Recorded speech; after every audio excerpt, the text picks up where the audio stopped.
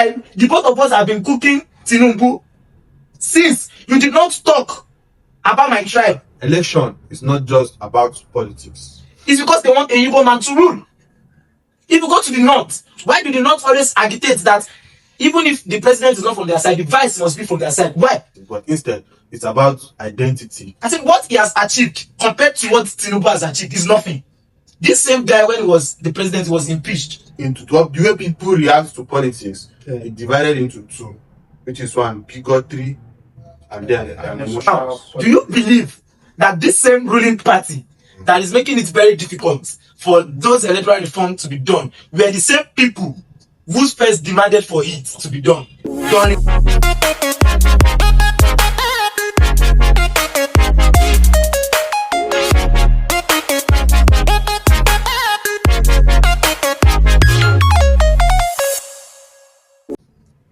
We welcome you to another wonderful and amazing section of Thinkers Tank podcast.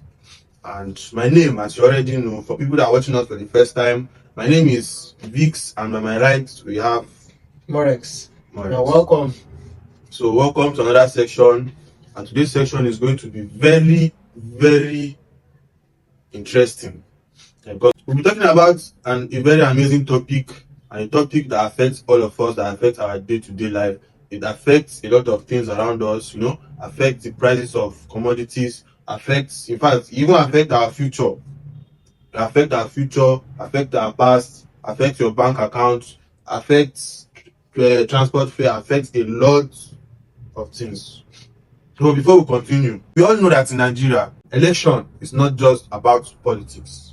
That's the election they do every 4 years today. It's not just about politics. It's not even close to being about politics. But instead, it's about identity.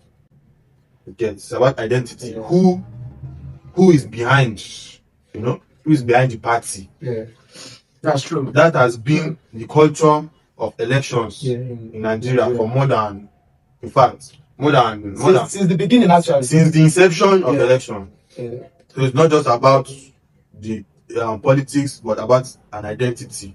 Yes. And also, the real question now is, when people are voting during election, do they vote with their brains or they vote out of their pain?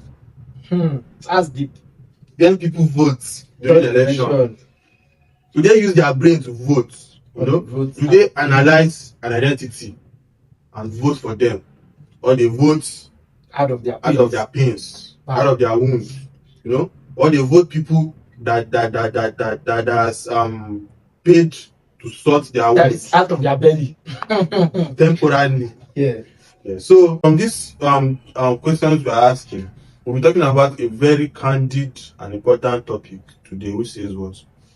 Bigotry and emotions in Nigeria politics. Bigotry and emotions in Nigeria politics.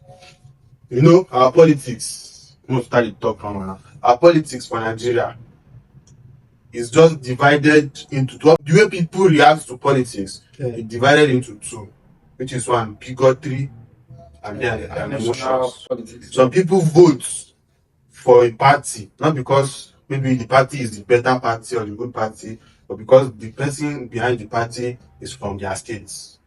Facts. Some people vote not because the person contesting is competent, but because the person that is there has maybe helped his family member in the time past. That's voting with emotions. Some people vote not because they like who they are voting for, but because who they are following. Maybe a celebrity they are following is voting for somebody, and then they pack along. Emotional people. So today we'll be talking about the two main channel that Nigerians use to vote mostly, because apart from a normal free and fair voting, the other two things that affects voting, that pushes people to vote, is either bigotry or emotions. Yeah. So, as you have always known, I am the host and he is our guest. So we'll be throwing some questions at him, and he'll be answering it so that we can listen and learn as always. So the first question I have on my book here is, how has bigotry affected our politics and the dangers of this bigotry in politics? You know, like I said, one of our biggest challenge to voting in election is this bigotry of a thing. So how do you think bigotry has affected our politics, has affected our country, you know, has affected leadership in Nigeria?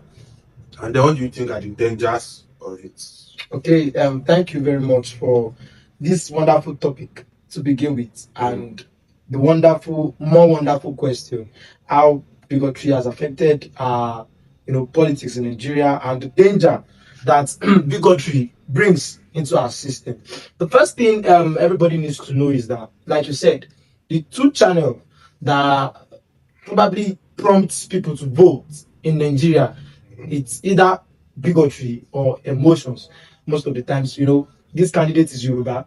Definitely, I will vote for him because he's a Yoruba man and I'm a Yoruba man too. You understand me? Yeah. Like, I don't even care if that Yoruba man has ever done anything good to even the Yorubas, not to even talk if he had done anything good to the Igbos or the Hausas or to the Middle Belt or to the rest of the country, you get me? So that just because he's a Yoruba man, he bears Babatunde, he bears Oluwale, he bears a name that is familiar with mine, I would vote for him. Top tie bigotry. Or because this man, him, na person wey say e get sweet mouth, e sabi whine people. If you go somewhere, especially now in Nigeria, where you see that everything that is happening, all our politicians are now content creators. Yeah. When they don't carry good news, they only carry bad news. Why? Because they know that an average Nigerian is too emotional to think.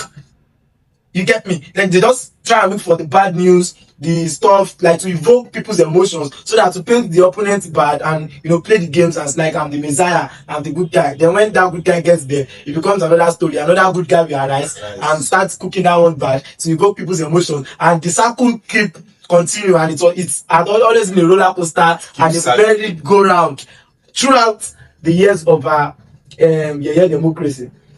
So that's just it. So now, how does it affect us? It affects us because we do not speak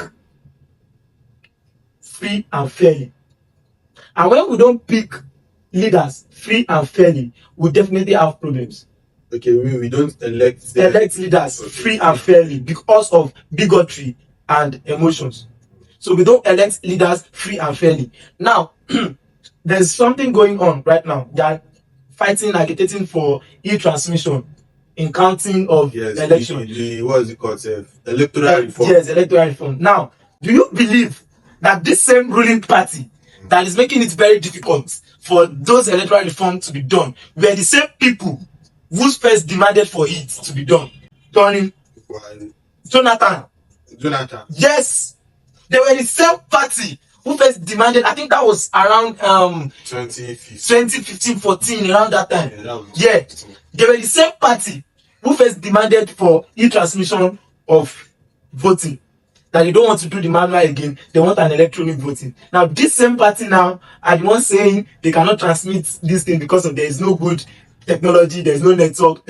Meanwhile, we are meant to understand that even 2G network is enough to transmit these votes and count them and do everything.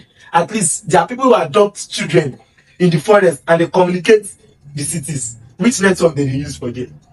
So those are the things. So bigotry will just make you feel like, okay, this person comes from my place. I was talking about the last Labour Party candidate, Peter Obi. So I was talking about one guy, he was from the East. So we were discussing, and I think I told you about that stuff.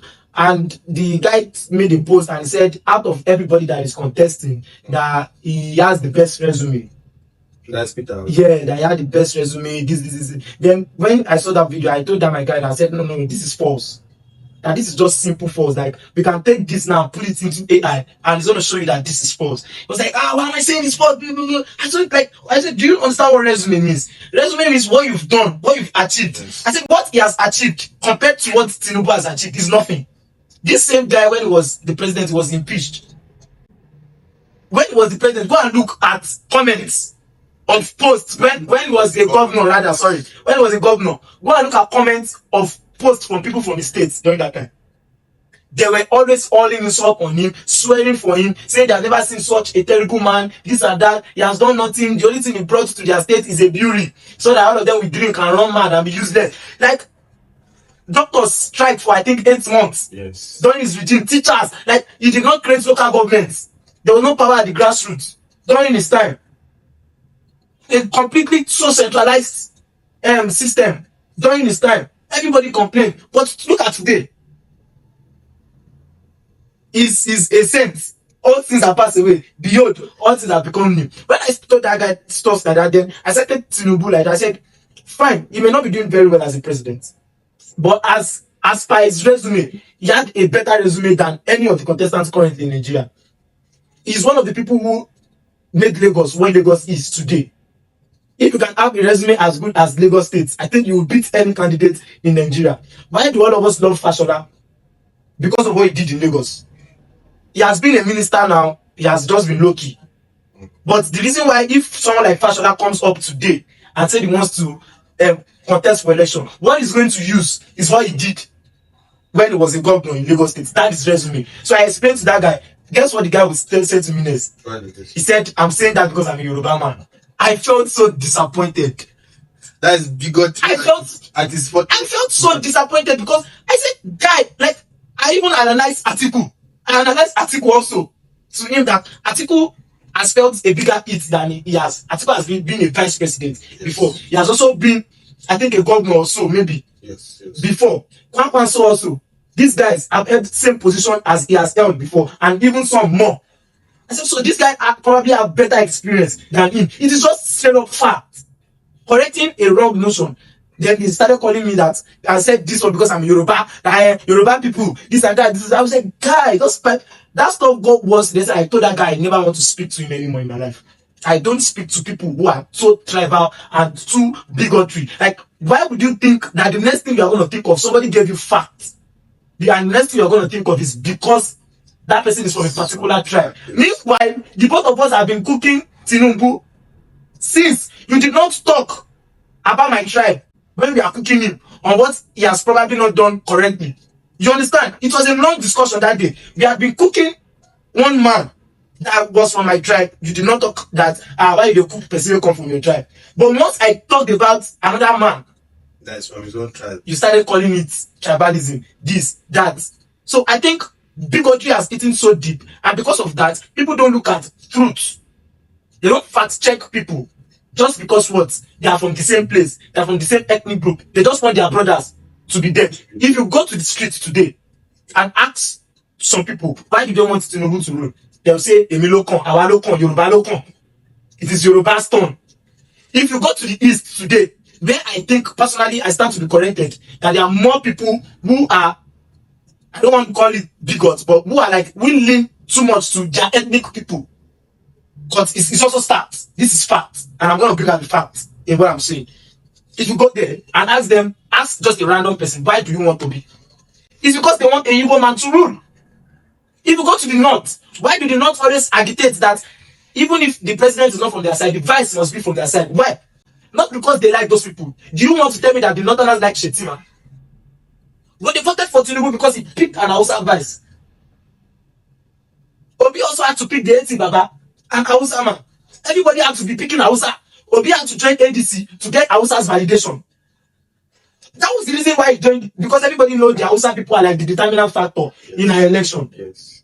I think he worked for Obi then. Yes. Because he won Kaduna. You get in one to say because of those people. Yeah. That is just bigotry. People now vote, and most of the time that people been voting because this particular candidates come. So if you vote that way, you don't vote free and fairly. Because when we talk about free and fair election, people only look at INEC. They don't look at the voters. And the voters even giving us a free and fair election. Are they voting free and fairly? Are they not being influenced by bigotry and emotions? And by their pockets, like you said, eating emotions. They give them bag of rice, serve them food. Because I don't understand. They give them 5K. Thank you. Bag of rice, wow. I saw a video. I'm seeing video of Peter Obi. He went to the market, he was pricing granules. You know, the serving food. Why? Why are you doing all that? It is not what you do on a day-to-day life. Stop giving us emotions. Stop evoking people's emotions. You get me? Like, stop doing these things. These are evoking emotions. Because people will start, you want people to start looking like, he's closer to the people. Man, you were a governor. The grassroots was nothing under you. This same Tinubu that looks like somebody that does not care about the grassroots was a governor, and he creates LCDA. That is the most functioning grassroots government in Nigeria. So it's just resume. So what you are not, don't evoke people's emotions to be that. How many times have you seen Atiku doing that? He is what he is. So emotions, bigotry makes us not have a free and fair election, because those things influences people's decision. That one is one. Then another issue it causes, because we don't have free and fair election and it influences people's decision, we often pick wrong candidates. That is one of the problems we do have every time. One of the dangers of bigotry. Bigotry. We often pick the wrong candidates. Because we just come out in mass to vote for my statesman and somebody that can act like a good guy without caring that this person, where they act like a good guy, wait till this guy record. Wait till this guy don't do before. When this guy hold this position, I take do. Wait till this, share this guy. One day I was just, I do a bit. Then I took my phone and I browsed this. I pictured all the contestants, top contestants, and I said, according to their resume and person, who is best fit for Nigeria with the complexities and everything going on? I was surprised with the answer, which I'm not going to say. I was surprised. And that is AI with straight up facts. People should go and check it. You get it. Others should put together all the top contestants in Nigeria, then ask AI that according to their resume and character, that is in-person character, who is best fit to rule Nigeria.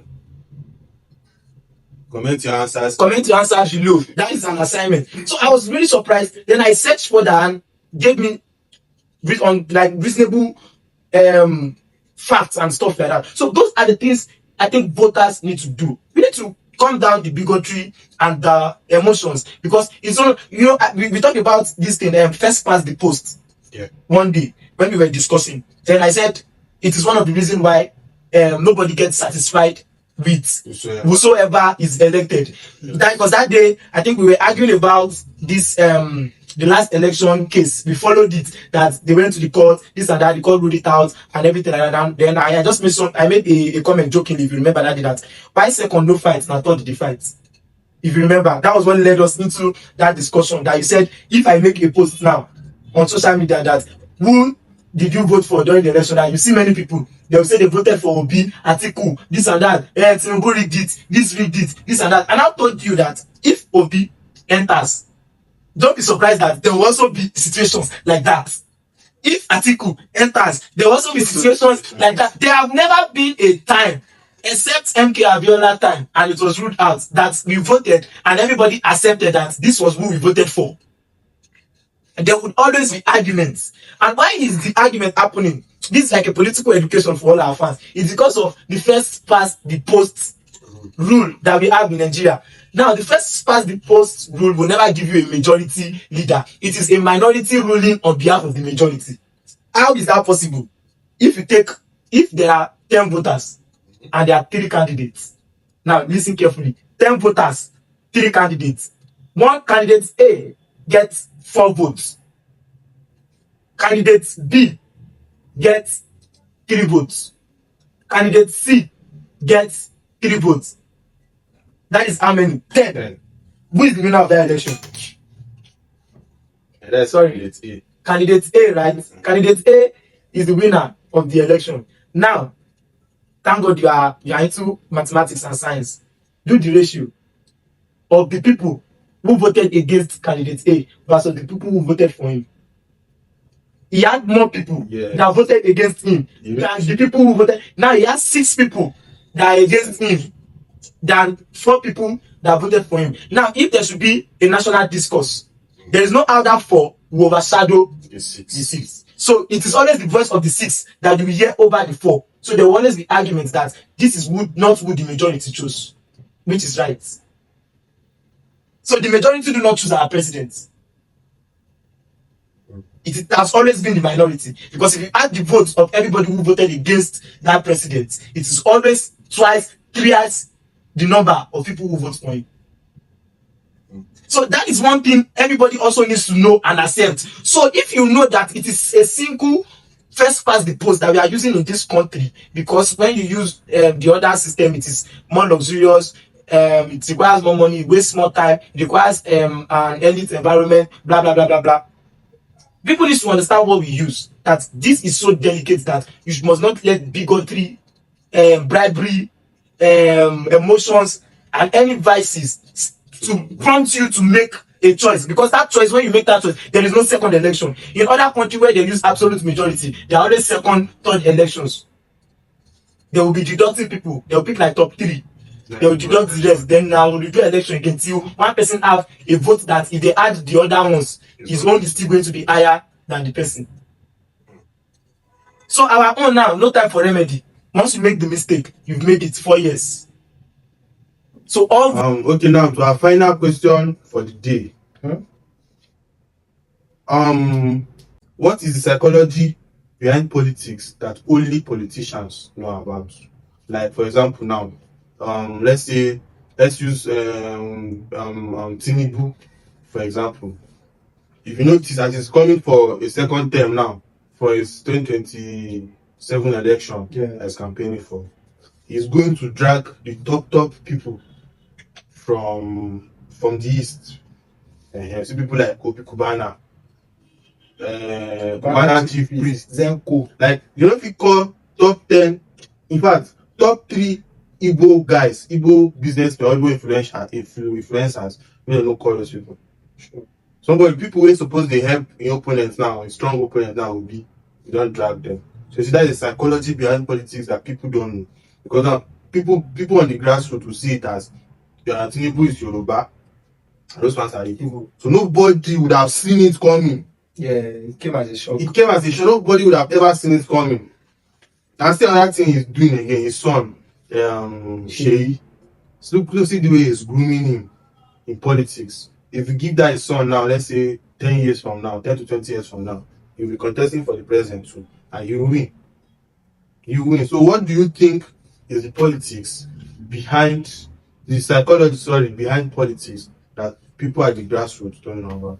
Okay, on that, I think the psychology behind Nigerian politics, or probably politics in general, is that politics is a dirty game. I think that is just like the simple psychology behind it. What do I mean? I'm going to just give illustrations to explain this. Now, I'm going to start my illustration from Peter Obi. When Peter Obi was in PDP, he said he was never going to leave PDP, that this is his home. What happened after? He went to the camp to Labour Party. He won the election via Labour Party, and he was Labour Party flag bearer. He was their messiah and everything. Then he called the Herufais, the Kwankwansos, the what do they call this man? Atiku, and the likes of them. He called them structure of criminals. Structure of criminals. He said they are the ones that put Nigeria in the situation Nigeria is today. Where is it today? The same structure of criminals. The same structure of criminals. Can we now call him also a criminal? Well, yeah. Let's move forward. El-Rufai, in an interview, said if he left APC, he would retire from politics. Where is he now? ADC. Is now one of Tinubu's biggest opponents. The same man that packaged Tinubu for us. Game. Look at Reno, who said it outside that Tinubu is a drug lord. He's Tinubu's spokesman. His best defender is Sergio Ramos. Is Carlos Puyol. Is John Terry today. Game. 30 ones. So those are the games that those people plays, that it only stays there. It does not come here. And they know it. They know it, and we don't. Now, you know how many people, what Reno said, do you know how many people it has instigated to hate Tinubu? And people still call him that today. Yes. what Peter Obi said, that those ones are structure of criminals, people still call them today. But now they are together. People now forgetting that these same people were the criminals that they talked about before. Boom. Like Fulani, where they direct cow. So those are the games behind the politics. That is why you see when people attack people on their political opinions, it pains me a lot. It pains me. Look at this City Boys movement. From Zemko, Obi Kubana, like you said, Kubana chief priest, to the Numelu also endorsed Tinubu recently and stuff like that. And I see people coming out to insult them, to bash them, to say they want to bring down their goods, their company, stuff like that. I saw one guy, he said he withdrew all his money from his UBA domicile account, this and that, blah, blah, rubbish, educated illiterates. Because anybody that has sense would never hate somebody because of the person's political opinion. Because you would know that that person, regardless of how big that person is, has just one vote. And you also, regardless of how small you think you have one vote. You are equal. His vote is not going to count 3 times yours or double yours. His vote is going to count once. And yours will also count once. So why the problem? Why are you crying? Why are you acting a man? Why are you trying to bring a man down? Like there was one quote I heard that was during Charlie Kirk's assassination. The man said nobody should be killed because of his political opinion. Nobody should be harassed. Nobody should be brought down because of their political opinion, because of their political choice. That is one way of even invoking the emotion and bigotry that we've been talking about, which does not make election free and fair.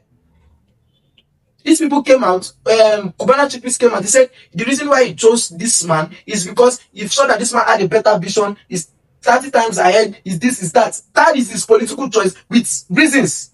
You that you are fighting him, what are your reasons? To you? They mostly don't have a reason. They don't. They don't. Just because you hate this guy does not mean I should hate this guy. So those are the games that these people up there play, that mess up with our own feelings, our own emotion, and pitch us against one another. So I feel the biggest psychology in Nigerian politics is the dirty game that the politicians up there play. Up there. Okay. So, like as you have said, the main psychology behind the politics is the dirty game that they play. And also, one thing with people is that people have this inferiority complex. Sure. Because Kubana chief priest now is supporting Tinubu. You that are a supporter and want to go and start supporting, not knowing that he has a reason why he chooses to support Tinubu. You have your choice. You don't have. Just because in fact, that is why you are fighting him in the first place. Because just be like somebody where you like. Yeah, no. I'm going to play with who you don't like. You got to say you don't like that one again. So, but they fight. They get to come and complain and say all this is online, forgetting that Kubana chief priest, Obi Kubana, have just one vote. And you that are talking, keyboard warrior, you have just one vote too. Because if you check now, more than 100, 200, 500 people are bashing these guys. Yes. So instead of bashing them, say they will come out and vote against the election day and vote against him. Simple. But no. That's why you see when they are doing their rally, their campaign, you see people gather. Because they have a vision. They have a mission and they are following it. But the people they are gathering. Not even people that are gathering, people that is fighting them. Yes. Don't have a vision, no mission, nothing of their own is just to fight. Yes. Fights that they don't know about. So we are using this to end this our session. And I want to even tell people that don't be surprised if Peter Obi becomes Tinubu running mate tomorrow. That is the game.